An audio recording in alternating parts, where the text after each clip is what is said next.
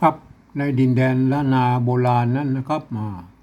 กว้างใหญ่ไพศาลนะครับนับตั้งแต่สุโขทัยเนี่ยนะครับไปจนถึงปูนนะครับ12ปนาเมืองจีนบนนะครับไป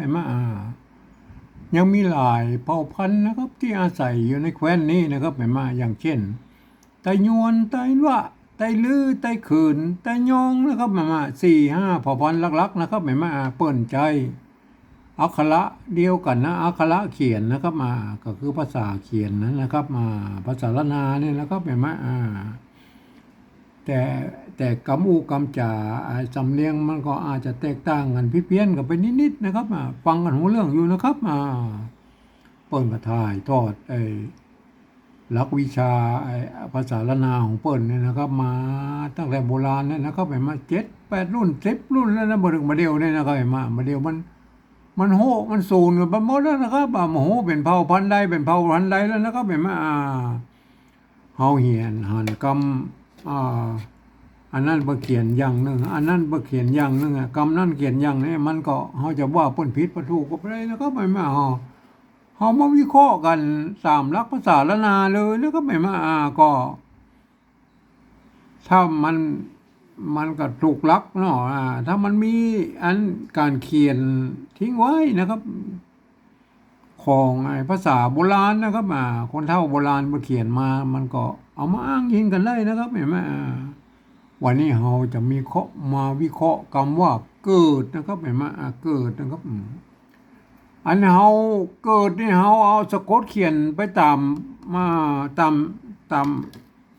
ได้ยินเลยนะครับเห็นไหมเกิดใช่ไหมเกิด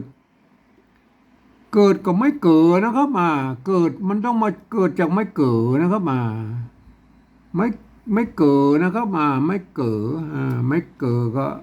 อย่างนี้แล้วก็ไม่เกิดนะครับอันนี้เกิดนะครับเปลี่ยนจาก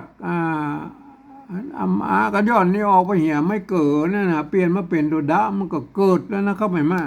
กะดะบะนะมันเกิดนะมันกะดะบะแล้วมันเกิดนะครับตัวกะนะครับไม่กิอันนี้มันเกิดนะครับไม่เกิดเห็นไหมไม่เกิดนะครับอันเกิดเนี่ยใส่ตัวดะลงไปนะครับสะกดตัวดะเข้าไปมันเกิดนะเห็นไหมเกิดเพิ่นบอกว่าเอามัน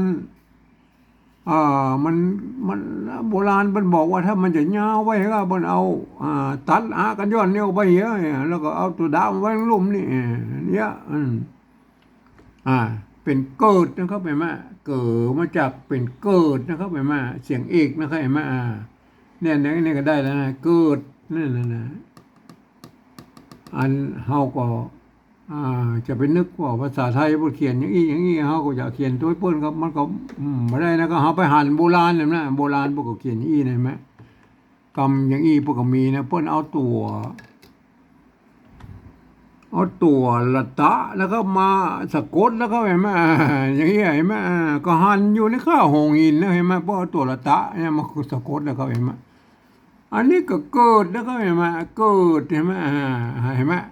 มันโบราณมันก็เอาตัวละตะสะกดครับมันก็เกิดเหมือนกันนะครับ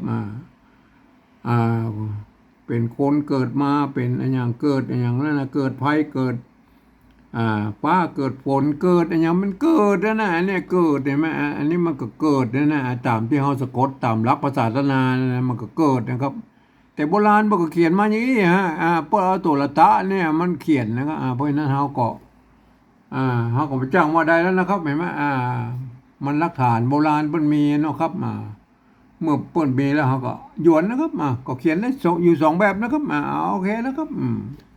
จะเอาตัวดะสะกดหรือตัวละตะสะกดนั่นก็เอาสุดแล้วแต่นะครับเพราะ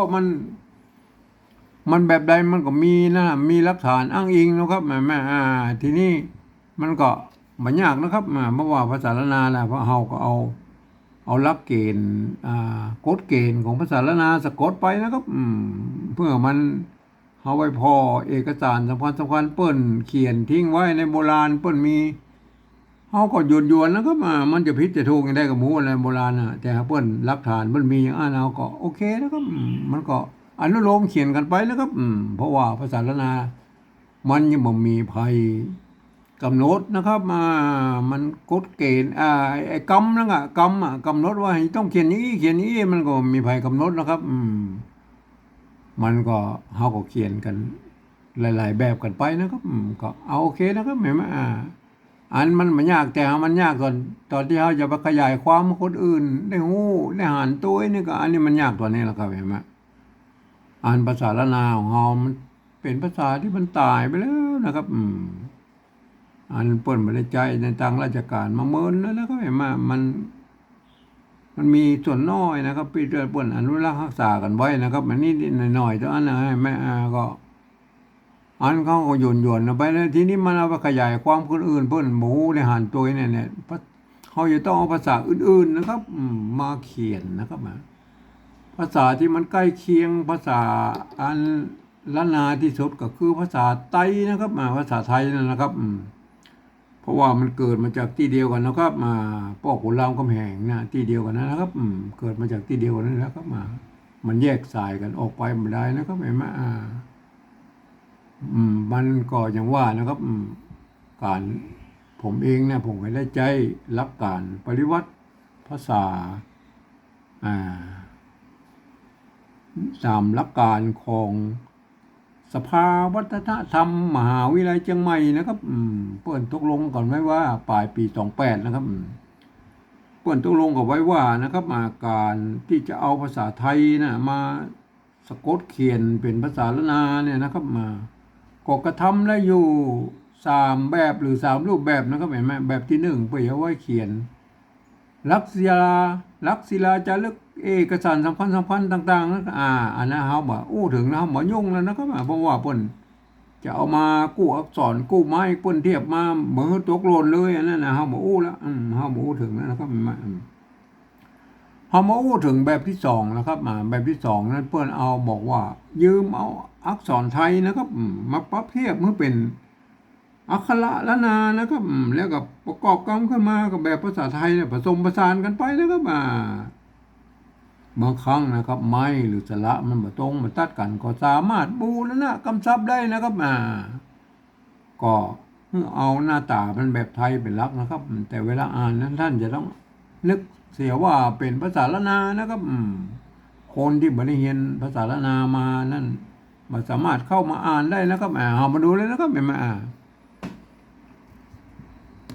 ไม้เก๋นะครับเห็นไหมสระเอนะครับไม้เก๋กับสระเอตัวกะนะครับตัวกะกับตัวกอไก่นะครับไม้กี้กับสระอีนะครับตัวดอเด็กเนี่ยดะเนี่ยก็ดอเด็กนะครับแม่ได้อะไรแม่ก็เทียบมาเป็นตัวด้วยนะเกิดนะฮะก็เกิดอันนี้เกิดไทยมันก็เกิดอย่างนี้เหมือนกันก็โอเคนะครับเกิดนะครับอันนี้ก็เทียบมานะไม้เก๋